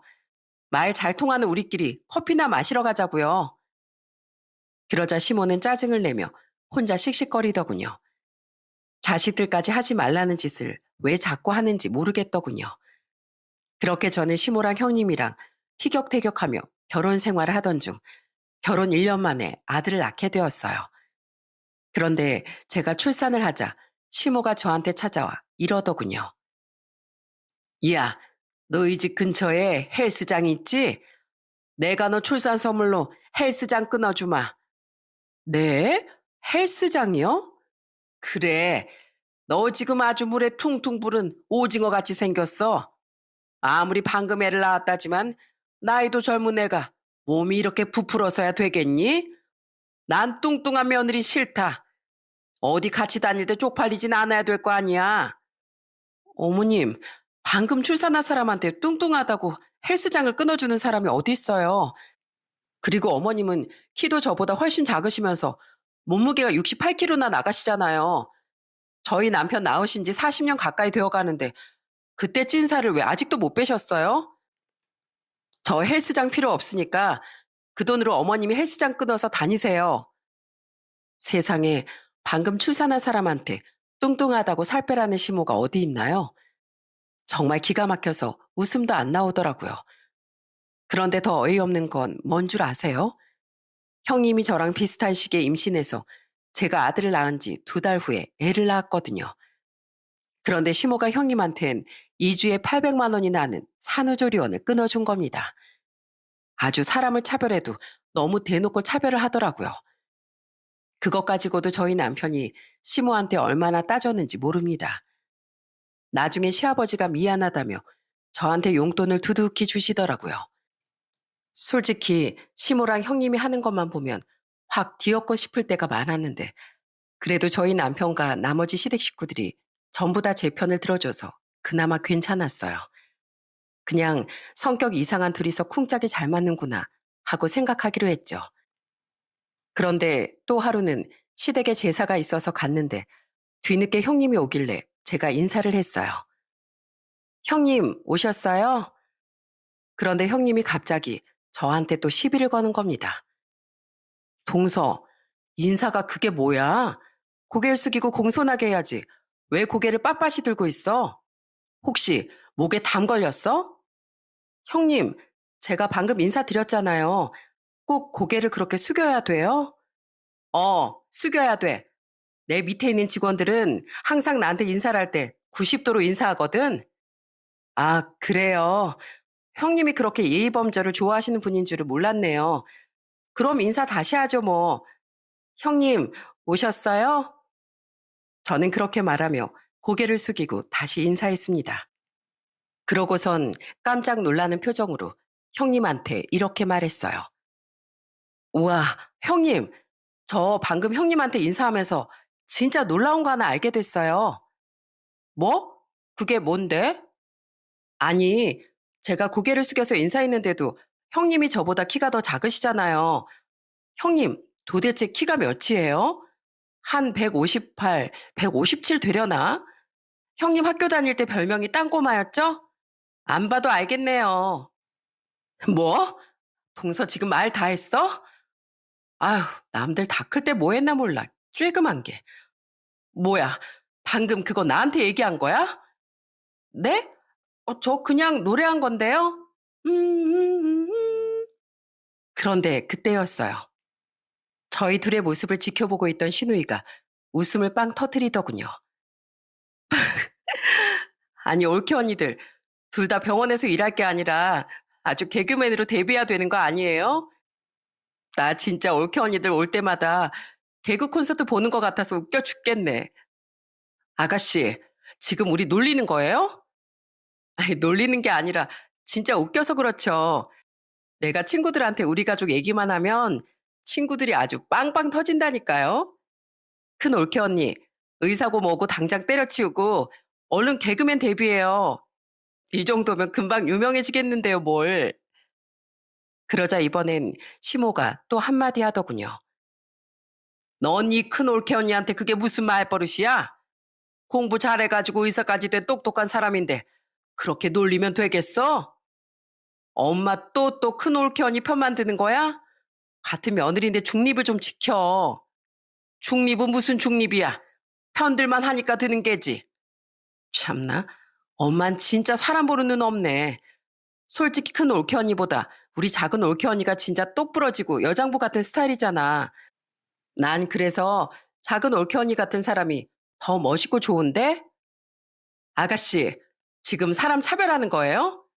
왜 내 편을 안 들어주고 동서 편만 들어주는 건데요? 큰 올케 언니는 우리 엄마가 편 들어주잖아요. 2대2로 공정해야 되는 거 아니에요? 치사하게 2대1로 사람 갈구는 건 양아치들이나 하는 짓이에요. 안 그래요? 그 말에 저도 웃겨서 웃음을 빵 터뜨렸답니다. 시모랑 형님은 분해서 씩씩거리고 있더라고요. 그런데 그 이후에도 시모와 형님의 만행은 끝나지 않았어요. 시댁에서 저희 아들이랑 형님이 낳은 조카가 같이 놀고 있었는데 조카가 제 아들을 때려서 저희 아들이 우는 겁니다. 그런데 형님은 애를 혼내지도 않더라고요. 형님, 지금 저희 애가 울고 있는데 왜 가만히 웃고만 계세요? 조카한테 때리지 말라고 일러주셔야죠.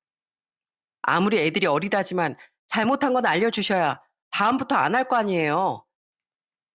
참나. 애들끼리 놀다 보면 그럴 수도 있지. 뭘 그렇게 난리야. 동서도 참 유별나다. 그런데 그때 시모가 또 끼어들더군요. 야, 네가 뭔데 내 손주를 혼내라 말아야? 의사 엄마 유전자 물려받은 똑똑한 애라서 나중에 얼마나 큰 사람이 될지 모르는데 별것도 아닌 걸로 혼내서 애기를 죽이면 되겠니? 그러자 보다 못한 저희 남편과 시아버지가 한마디씩 하시더군요. 당신 이젠 하다 하다 손주들까지 차별하는 게야? 둘 다 예쁜 내 손주인데 한 명만 편애하면 내가 가만 안 둬. 그리고 그네 너 자식 교육 그렇게 시키는 거 아니다. 하지 말아야 될 건 따끔하게 알려줘야지. 그런 식으로 넘어가다간 애 인생 망치는 거야. 알겠어? 그래요, 형수님. 잘 놀다가 갑자기 맞은 저흰 얼마나 놀랐겠어요. 그리고 엄마도 제발 사람 차별 좀 하지 마세요. 여보, 기분 나쁘니까 오늘은 그만 집에 돌아가자. 가서 우리끼리 맛있는 거 먹고 푹 쉬는 게 좋겠어. 그렇게 저는 남편과 함께 시댁을 나와버렸습니다. 그 이후로 한동안은 조용했어요. 그래서 저도 다시 기분을 풀고 시댁 식구들과 함께 여름 휴가로 해수욕장을 갔습니다. 그런데 저는 거기서 깜짝 놀라고 말았어요. 세상에 형님이 몸매를 훤히 드러내는 비키니를 입고 온 겁니다. 아무리 해수욕장이라지만 시부모님이랑 같이 가는데 이게 말이 되나요? 그런데 그걸 본 시누이가 웃음을 빵 터뜨렸습니다. 큰올케 언니, 도대체 무슨 자신감이에요? 비키니를 입을 거면 그 툭 튀어나온 뱃살이나 좀 빼고 입던가요. 나 진짜 웃겨 죽겠네. 세상에 무슨 비엔나 소세지도 아니고 몸매가 저게 뭐야. 아가씨, 저 원래 아니랬거든요. 애 낳아서 이렇게 된 거예요. 아가씨도 뱃살이 있으면서 왜 나보고만 놀리고 난리예요? 그래서 난 비키니 안 입잖아요. 나 진짜 웃겨서 배꼽 빠지겠네. 큰 올케 언니, 그 뱃살 몇 센티미터나 튀어나왔는지 한번 자로 재봐도 돼요? 아, 진짜 너무 궁금해서 그래요.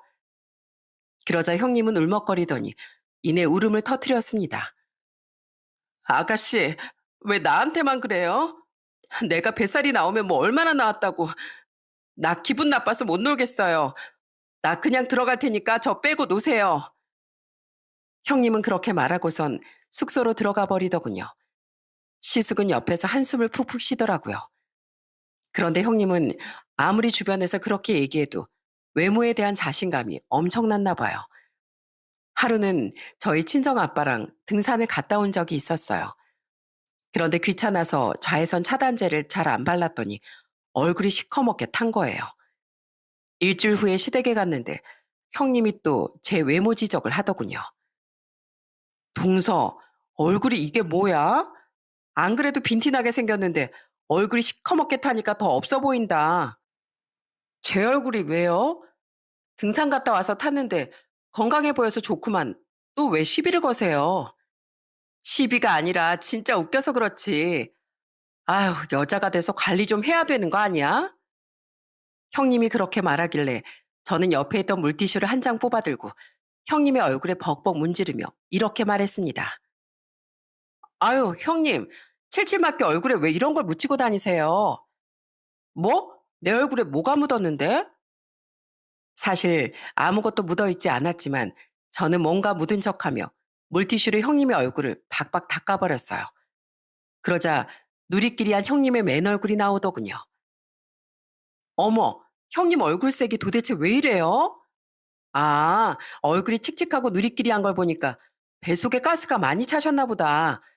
평소에 아주버님한테 내숭 많이 떠시던데 설마 집에서 방귀도 마음대로 못 끼고 사시는 거예요? 뭐라고? 내 얼굴색이 어디가 어때서? 아우, 완전히 누렇게 둥둥 떴는데요, 뭘. 여태까지 형님 얼굴이 되게 뽀얀 줄 알았는데 그거 다 화장 떡칠로 가린 거였어요? 어머, 화장 기술 진짜 좋으시다. 어쩜 이렇게 사람 피부가 극과 극으로 달라져요? 그러자 형님은 민망했는지 방으로 후다닥 달려가 화장을 고치고 나오더군요. 외모에 집착하는 그 모습이 참 우습게 느껴졌어요. 그래도 시모나 형님이 그렇게 할 때마다 저도 나름대로 받아치면서 사니까 딱히 답답한 건 없었어요. 그런데 결혼 5년 차쯤 됐을 때 제가 폭발하게 된 사건이 있었습니다. 시아버지 생신이라 시댁에서 다 같이 술 한잔을 하고 있을 때였어요. 시아버진 가족들을 바라보며 이렇게 말씀하시더라고요. 난 이렇게 가족들끼리 다 다 같이 모여서 맛있는 것도 먹고 웃고 떠들 수 있어서 정말 행복하구나. 그래도 딱 하나 바람이 있다면 우리 가족들이 서로 한 발자국씩 양보하고 이해해주면서 살면 더욱 좋을 것 같구나. 자, 한 잔씩 바꿔라. 그렇게 화기애애한 분위기 속에서 술도 마시고 얘기도 나눈 지 2시간쯤 지났을 때였어요. 갑자기 또 시모가 초를 치는 겁니다. 당시 저희 친정엄마가 큰 병은 아니었지만 몸이 좀 안 좋아서 병원에 입원하고 계셨는데 그걸 가지고 이렇게 얘기하더라고요. 야, 너네 엄마 병원에 입원했다면서? 너 설마 너네 엄마한테 몰래 병원비 갖다 주고 용돈 갖다 주는 거 아니지? 시모의 말도 황당했는데 옆에서 형님이 맞장구까지 치더군요. 맞아요. 요즘에 친정에 몰래 돈 갖다 주는 여자들 은근 많대요. 아유, 넌 네 형님 말처럼 우리 아들 돈 허튼 데 쓰는 거 아니지? 나 그런 꼴은 절대 못 본다. 저는 술김에 눈이 확 돌더군요. 그래서 시모한테 이렇게 소리쳤어요. 어머님, 저희 남편이 번 돈을 제가 허튼 데 쓰다뇨. 저 한 번도 그런 적 없고요. 저랑 남편 둘 다 뭐든지 다 상의하며 사고 있어요. 여태까지 결혼 생활 5년 동안 하면서 한 번도 제 마음대로 돈 쓴 적 없다고요. 그리고 제가 호칭 좀 조심하시라고 도대체 몇 번을 말씀드려요. 저랑 저희 부모님이 그렇게 만만하세요? 그러자 형님이 시모 편을 들면서 저한테 이러더군요. 동서, 지금 어머님한테 대드는 거야? 키 크고 덩치만 크면 다야? 이제 몸집으로 어머님을 이기려고 그러네. 참나. 야, 너 어른들한테 말할 땐 예의를 좀 갖춰. 집에서 예절 교육도 못 받았어? 하다 하다 이젠 형님까지 저한테 야라고 말하더군요. 저는 순간 완전히 폭발하고 말았습니다. 눈에는 눈, 이에는 이라고 아예 똑같이 해줘야겠다는 생각이 들었어요. 그래서 저는 남편한테 눈짓으로 눈치를 준 후 일부러 남편을 향해 이렇게 소리 질렀습니다. 야, 너 가서 국 좀 더 갖고 와. 국그릇이 비었잖아. 알았어. 더 가져올게. 야, 냉장고에서 소주도 더 갖고 와. 술병 다 빈 거 안 보여? 제가 남편한테 야야거리며 일을 시키자 시모가 얼굴이 빨개져서는 저한테 이러더군요. 네가 지금 내 아들한테 감히 야라고 해? 왜요? 우리나라가 민주주의 국가라서 표현의 자유가 있다면서요. 제가 제 남편한테 야라고 부르든 너라고 부르든 어머님이 무슨 상관이신데요? 저는 그렇게 말하고선 남편을 바라보며 또 이렇게 소리쳤어요. 야, 빨리빨리 좀 가져와. 그리고 너 누굴 닮았길래 이렇게 못생겼어? 아버님 닮았으면 네가 잘생겼을 거 아니야. 도대체 누굴 닮았길래 이렇게 못생겼냐고. 뭐? 야, 너 지금 내 아들이 나 닮아서 못생겼다고 말하는 거니? 아니요. 전 그렇게 말한 적 없는데요. 왜요? 혹시 찔리세요? 그런데 그때 그 자리에 있던 시누이가 웃음을 빵 터트리더군요. 야, 우리 작은 올케 언니 멋있다, 멋있어. 우리 엄마 언젠가 우리 작은 올케 언니한테 한 방 맞을 줄 알았다. 그러자 시모는 얼굴이 울그락불그락해지더군요. 하지만 저는 거기에서 멈추지 않았습니다. 이번엔 형님을 보며 이렇게 말했어요. 야, 거기에 있는 못생긴 너. 뭐? 동서, 지금 나 부른 거야? 그래, 너. 너 솔직히 말해서 나랑 나이도 똑같잖아. 그리고 네가 생일도 나보다 더 늦잖아. 그래서 야라고 불렀는데 왜? 불만 있냐? 어머, 이거 완전 미친 거 아니야? 미친 건 내가 아니라 너겠지. 너 아까부터 자꾸 나한테 야야거리면서 하대했지? 그거 내가 똑같이 하는 거야. 그리고 너 맨날 기름 튀면 피부 상한다고 명절 때마다 쥐새끼처럼 피해 다니고 음식 안 했지? 내가 그동안은 참아줬는데 앞으로 내 눈에 흙이 들어가도 그걸 못 봐. 똑같은 며느리면 너도 똑같이 해. 앞치마 입고 전 부치고 설거지도 하라고. 알겠어? 뭐라고? 동서, 지금 말 다 했어? 그래, 다 했다. 그리고 넌 의사라는 사람이 왜 이렇게 하는 짓이 못났니? 좋은 직업을 가졌으면 더 겸손할 줄 알아야지. 그리고 네가 나 간호사라고 무시하나 본데 간호사도 전문직이야, 전문직. 아니 물론 네가 나보다 돈도 잘 버는 건 알겠는데 사람으로 태어났으면 좀 겸손하게 살아. 알겠니? 동서, 지금 나랑 한번 해보자는 거야? 그래, 한번 붙어보자. 계급장 떼고 한판 하자고. 차마 내가 때릴 순 없으니까 씨름이나 한판 하던지. 그러자 옆에 있던 신우이가 깔깔대며 이러더군요. 우와, 진짜 재밌겠다. 둘이 얼른 씨름 좀 한번 해봐요. 누가 이기나 한번 보자.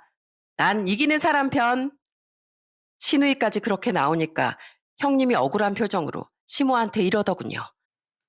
어머님, 동서가 저한테 저래도 되는 거예요?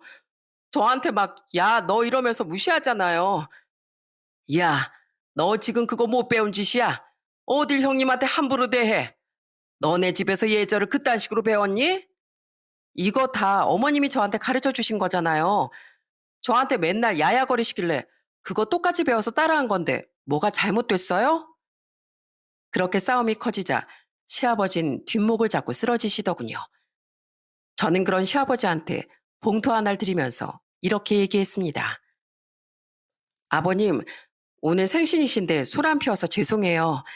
이거 50만 원이니까 이걸로 친구분들이랑 맛있는 거 많이 사드세요. 그런데 50만 원이라는 소리에 시모의 눈이 뒤집어졌습니다.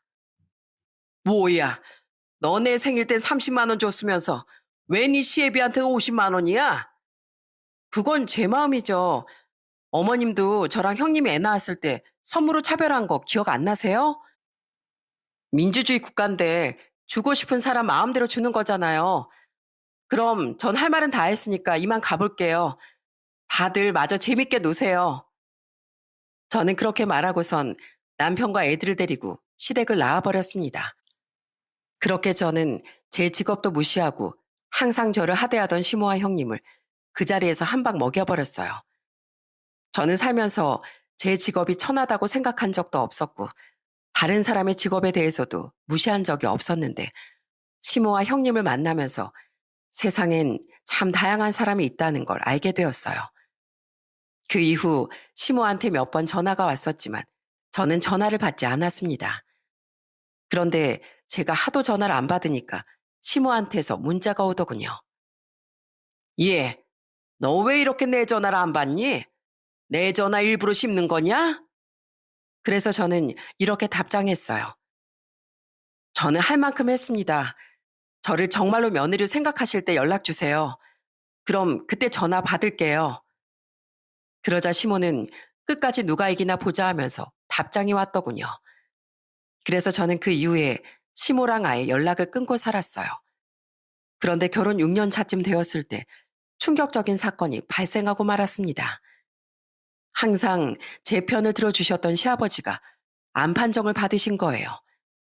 그렇게 건강하셨던 시아버지가 암에 걸리시니 가족들 모두가 충격이 이만저만이 아니었습니다. 시아버지는 제가 일하는 대학병원에 입원을 하게 되셨어요. 저는 근무 시간이 끝나면 집으로 가지 않고 시아버지 옆에서 보호자 역할을 해드렸습니다. 아버님, 누워만 계시느라 답답하시죠? 저랑 한 바퀴 좀 걸으실까요? 제 손 잡고 저한테 이렇게 편하게 기대세요. 아이고, 내가 우리 작은 며느리 덕에 병원 생활이 외롭지 않고 좋네. 고맙다, 고마워. 저는 시아버지 옆에 찰싹 붙어 하나부터 열까지 꼼꼼하게 다 챙겼어요. 검사도 제때 받으러 가실 수 있게 도와드리고 병실 온도부터 시작해서 작은 것 하나하나까지 불편하지 않게 신경 썼답니다. 아버님, 병원 밥이 맛이 없어도 꼬박꼬박 잘 드셔야 돼요. 이럴 때일수록 속이 든든해야 힘이 나는 거라고요. 그럼 우리 며느리가 이렇게 신경 써주는데 당연히 잘 먹어야지.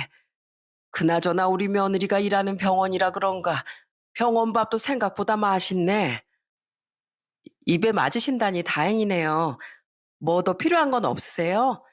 저 일할 때 심심하시면 읽으실 책이라도 하나 갖다 드릴까요? 마음 같아선 하루 종일 옆에서 보살펴 드리고 싶은데 저도 일을 해야 돼서 어쩔 수가 없네요.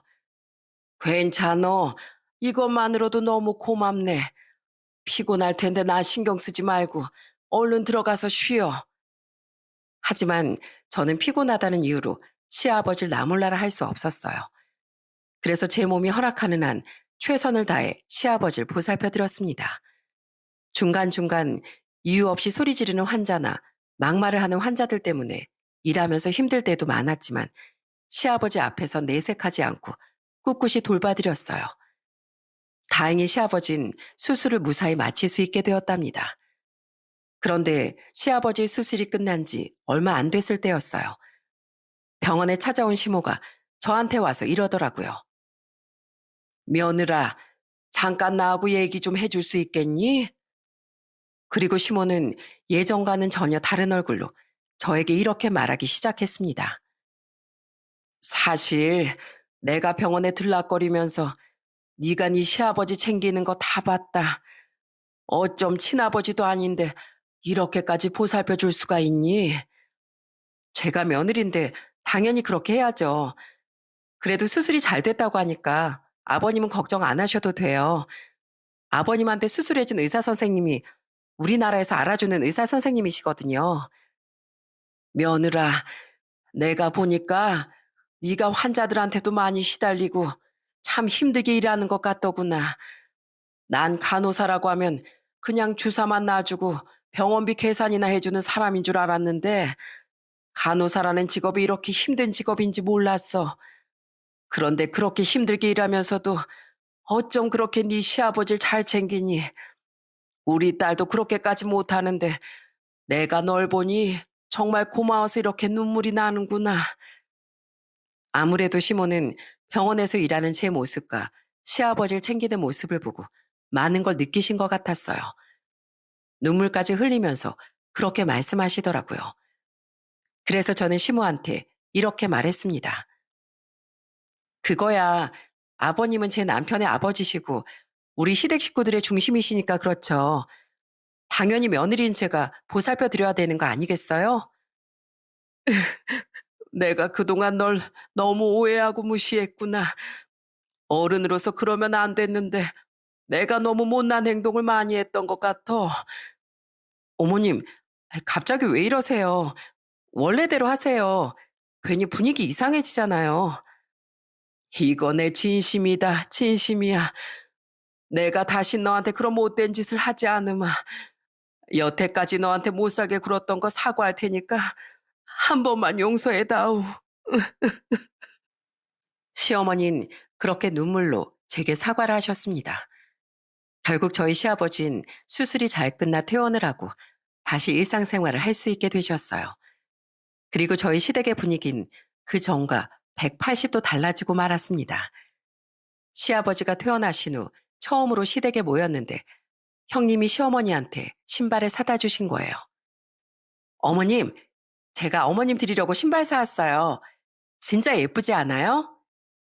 그러자 시어머니는 그 신발을 형님한테 확 던져버리시더군요. 야, 지금 이깟 신발이 문제야? 너 이번에 네 시아버지 병원에 입원했을 때 병원에 몇 번이나 왔어? 입원은 하루 이틀 한 것도 아닌데 병원에 딱 한 번 왔지? 그것도 10분인가 있다가 바쁘다고 그냥 가버렸잖아. 너 그게 며느리로서 할 짓이야? 어머님, 갑자기 왜 그러세요? 저 바쁜 거 아시잖아요. 일도 바쁘고 애도 봐야 되는데 병원을 어떻게 자주 가요? 누구나 안 바빠? 누구 내 없어? 네 동서를 좀 봐라. 병원에서 환자들한테 이리저리 치이면서 바쁘게 일하는데도 틈만 나면 네 시아버지를 지극정성으로 챙기더라. 넌 이 세상에서 네가 제일 잘난 줄 알지? 솔직히 네가 네 동서보다 잘난 게 뭐가 있어? 성격이 더 좋기래. 아니면 얼굴이 더 예쁘기를 해. 얼굴도 싹 다 뜯어고쳐가지고는 솔직히 내가 너처럼 뜯어고치면 내 얼굴이 너보다 더 예뻐. 어머님, 진짜 왜 이러세요? 제가 도대체 뭘 잘못했는데요? 내가 그동안은 네가 직업도 좋고 돈도 잘 벌어서 예뻐했는데 진짜 중요한 건 따로 있다는 걸 이제 알았다. 돈이랑 직업보다 더 중요한 건 우리 가족을 생각하는 진심 어린 마음이야. 내가 그렇게 무시하고 막말을 많이 했는데도 네 동서는 네 시애비가 우리 집안의 중심이라면서 끝까지 보살폈어. 그런데 넌 네 시애비한테 전화 한 통 한 적이 있냐? 그건 그냥 제가 전화하면 아버님이 불편하실까 봐 그랬죠. 또 핑계는. 그리고 너 여태까지 내가 봐줬는데 앞으로는 음식 같은 거 할 때도 똑같이 앞치마 입고 해. 뭐든지 다 공평하게 하는 거야. 알았어, 몰랐어? 어머님, 저 일 안 해도 된다면서요. 갑자기 이러시면 어떡해요. 이제 생각이 바뀌었어. 이젠 제사 음식도 같이 만들고 설거지도 같이 해. 의사란 이유로 봐주는 거 절대 없으니까 알아서 하라고. 그러자 옆에 있던 시숙도 형님한테 한마디 하더군요. 그래, 어머니 말 들어. 그동안 당신이 혼자 잘난 척하면서 뺀질거린 건 사실이잖아. 당신이 큰 며느리고 의사라는 직업 가져서 대우받고 싶어하는 그 마음은 알겠는데 가족끼린 그런 거 따지는 거 아니야. 그러게 내가 진작에 고치라고 할 때 고치지 그랬어. 그러자 형님은 고개를 푹 숙이고 눈물을 뚝뚝 흘리더군요. 이제는 자기 편을 들어주는 사람이 아무도 없으니까 아무 말도 못 하더라고요. 그리고 그날 이후로 형님이 달라지기 시작했습니다. 얼마 후 설 명절이 되어 시댁에 모였는데 형님이 정말로 반성을 한 건지 한겨울에도 땀을 뻘뻘 흘리면서 전을 뒤집더라고요. 저는 그걸 보고 너무 웃겨서 피식 웃음이 나왔답니다. 형님, 전 뒤집을 땐 타이밍이 중요해요. 이렇게 늦게 뒤집으면 다 탄다고요.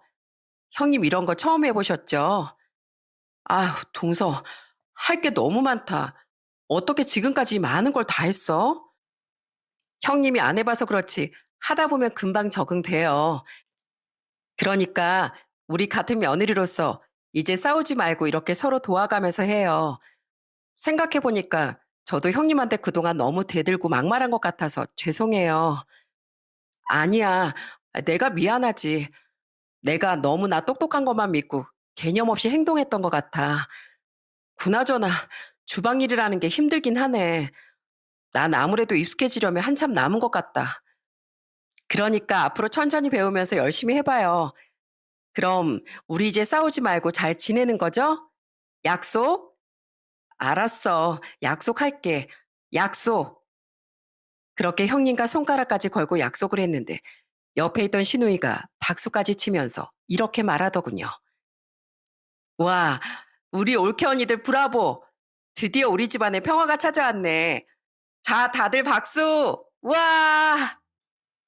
그러자 시댁 식구들 모두 깔깔 웃으며 박수를 치더군요. 그렇게 저는 시모랑 형님과 있었던 갈등을 모두 풀고 드디어 진정으로 행복한 결혼 생활을 맞이하게 되었답니다. 그 이후 1년의 시간이 흘렀는데 거짓말처럼 형님과 한 번도 싸우지 않고 잘 지내고 있어요. 가끔씩은 둘이 따로 연락도 하고 얼마 전엔 같이 쇼핑도 갔다 왔답니다. 항상 네가 잘났니 내가 잘났니 하면서 작은 싸움이 끊이질 않던 저희 시댁에 진정한 평화가 찾아오게 된 거죠.